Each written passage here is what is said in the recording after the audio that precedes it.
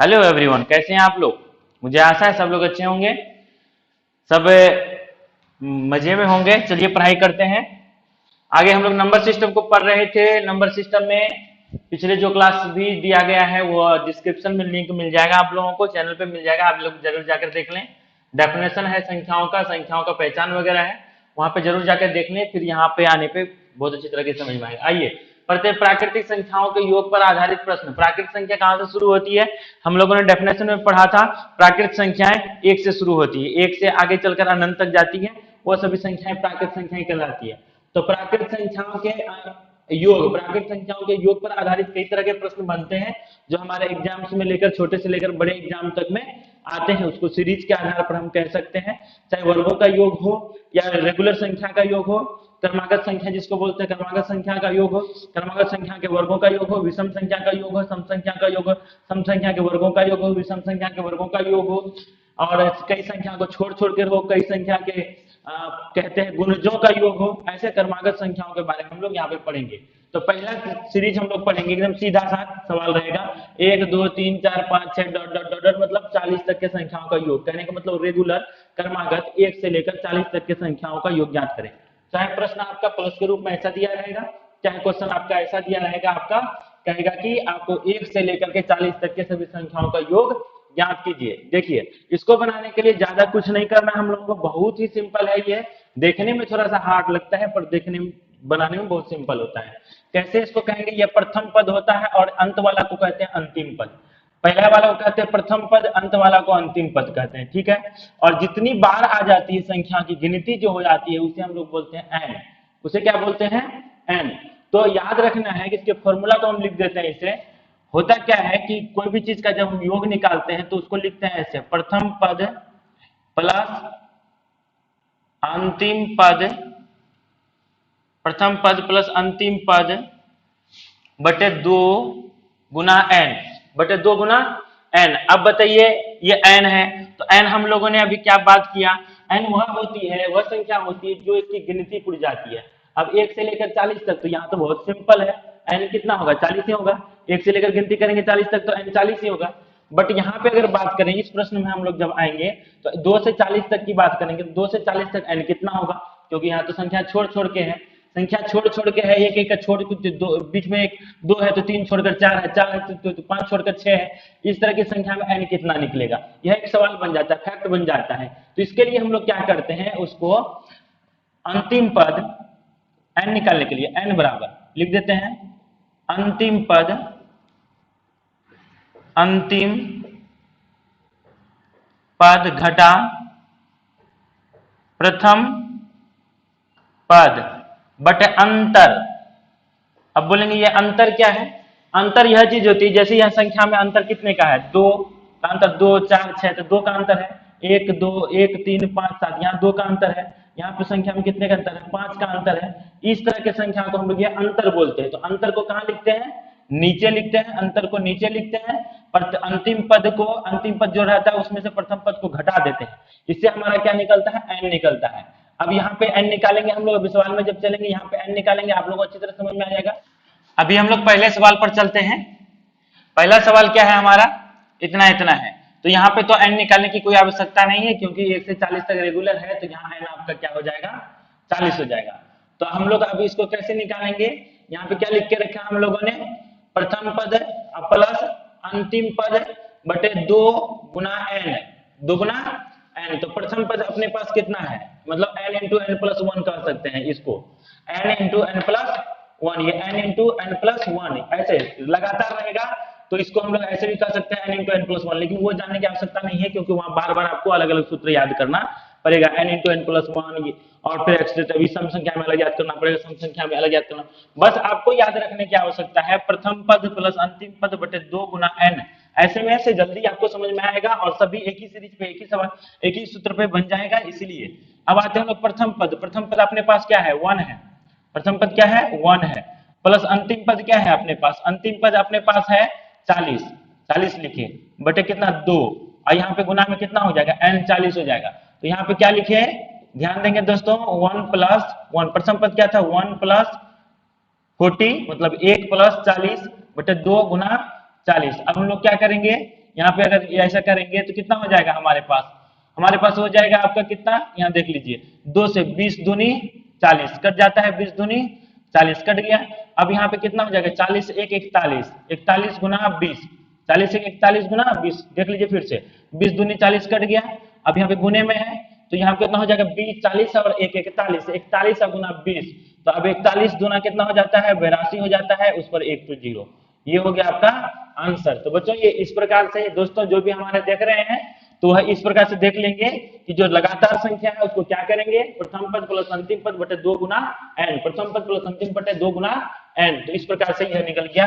आप इसको जोड़कर देख सकते हैं 820 इसका आंसर होगा। अब इस संख्या को ले लेते हैं हम लोग, इस संख्या को n निकालने के लिए। अब यहाँ चलते हैं n की बात, यहाँ n निकालेंगे, n क्या निकालेंगे, अंतिम पद क्या है अपने पास 40 है, प्रथम पद क्या है 2 है, अंतिम पद में से प्रथम पद को घटाएंगे।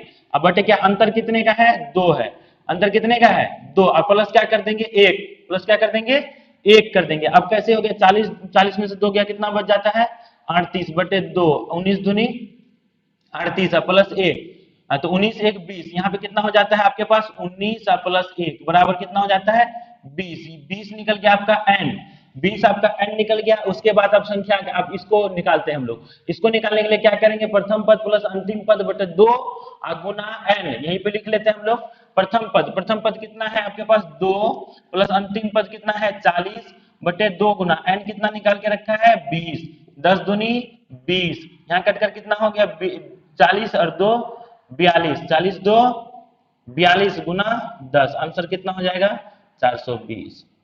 देख लीजिए इस प्रकार से इसका आंसर प्राप्त कर सकते हैं। बहुत जल्दी बहुत अच्छे तरीके से आप लोग नंबर सिस्टम को समझ रहे हैं और समझ भी चुके हैं, समझेंगे भी जो बचा हुआ है। अब यहां से ले लेते हैं इसका n कैसे ज्ञात करेंगे।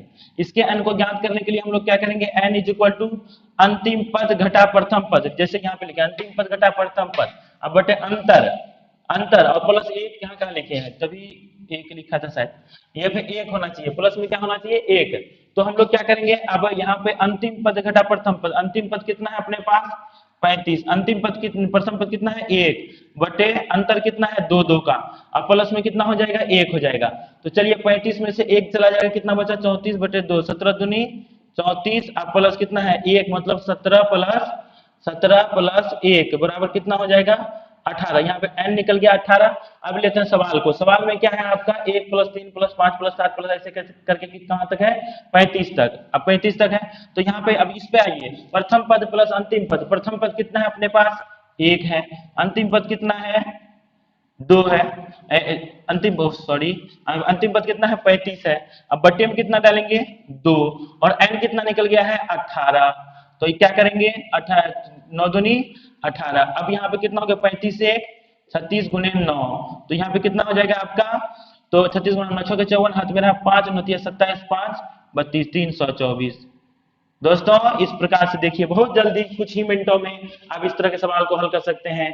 बस ये समझाने की बारी है, मैं थोड़ा बेसिक से ले रहा हूं इसलिए समय लग रहा है, लेकिन यह समय लगने वाला सवाल नहीं है, बिल्कुल इसी तरीके से बहुत अच्छे तरीके से बन सकता है आपके पास, यह बहुत जल्दी बन सकता है। अब लेते हैं एक सवाल और, 5 के प्रथम गुणजों का योग, 5 के प्रथम गुणजों का योग। इस सवाल को दूसरी तरीके से भी हम लोग बनाएंगे, अभी देखेंगे वहां पे आगे करके। पहले 5 के प्रथम गुणजों का योग, अब इसमें कहेंगे 5 के प्रथम गुणजों का योग। तो 5 के प्रथम गुणज क्या हो जाएंगे, यहाँ n अगर ज्ञात करना हो तो 5 के प्रथम गुणज कैसे हो जाएंगे, 5 का 5 5 दूनी 10, मतलब 5 1 5 5 2 10 5 3 15 5 4 20 5 5 25, मतलब 25 होता है, 25। तो 5 अंतिम पद इसका क्या हो गया 25 हो गया, प्रथम पद है क्या 5। अब अगर हमको n निकालने की बात कही जाए तो n कैसे निकालेंगे, अपने पास 25 है, घटा कितना है 5 है, बटे 2 है, अब प्लस कितना करेंगे, बटे 2 नहीं बटे 5 है, यहाँ क्यों बटे 5 है, क्योंकि यहाँ अंतर किसका है 5 का, देख लीजिए अंतर 5 का, 25 में से 5 चला गया, 25 में से 5 चला गया, आपका बच जाता है 20 बटे 5 प्लस 1, तो यहाँ 20 बटे 5, 5 चौके 20, 4 1 5, पद कितने हो गए n कितने हो गए 5। अब इसको कैसे निकालेंगे, इस पे आइए, प्रथम पद प्लस अंतिम पद, प्रथम पद 5 अंतिम पद 25, प्रथम पद 5 अंतिम पद 25 बटे 2 गुना n, 2 गुना n, तो 2 गुना n कितना, n कितना अपने पास 5 है।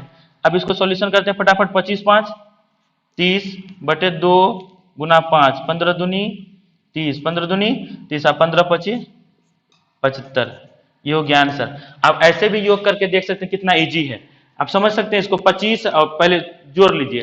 5 के कितने पद होते हैं? 5 होते हैं, 10 होते हैं, 15 है, 20 है, 25 है। इस तरह का हमको समझना है। 25 20 45, 45 और 15, 45 15 कितना हो जाएगा? 60, 10 70 5 75। चेक हो गया बहुत अच्छे तरीके से। इस प्रकार से हम इसको समझ सकते हैं।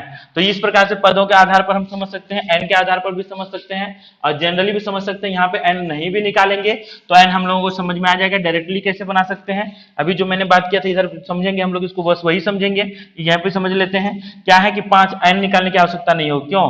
5 पद, प्रथम 5 गुणजों क्या लिखा है? प्रथम 5 के प्रथम 5 गुणजों, 5 तो एन दिया हुआ है, एन यहाँ डायरेक्ट बैठा देंगे।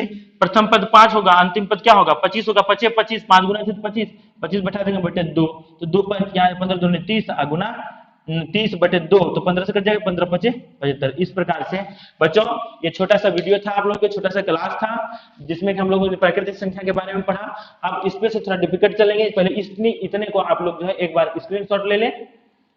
उम्मीद है ले लिए होंगे। चलिए अब इसको रिवीजन कीजिए। मैं एक ही वीडियो में दूसरे तरह का सवाल को इसलिए नहीं लिया क्योंकि ताकि आप लोगों पहले इसको समझने की कोशिश कीजिए, इसको समझिए, इसकी तरह से बहुत सारे एग्जांपल्स को लीजिए, अपने मन से एग्जांपल्स को लीजिए। जैसे मैंने कहा ये आप लोगों के बारे में मैं बता रहा हूँ, आप लोगों का अपने प्रैक्टिस के लिए बता रहे हैं, अपने दोस्तों जो भी है हमारे चैनल पर बने, चाहे हमारे बच्चे हो, जो भी हमारे क्लास के बच्चे हो या जो भी बाहर के दोस्त हैं, सभी के लिए ये बात मैं कह रहा हूँ कि 1 से जैसे मैंने 40 तक बनाया, आप 1 से क्या कीजिए, क्वेश्चन बनाइए 1 2 3 4 करते करते करते डॉट तक 25 तक बनाइए, 50 तक बनाइए, ऐसे क्वेश्चन बनाइए।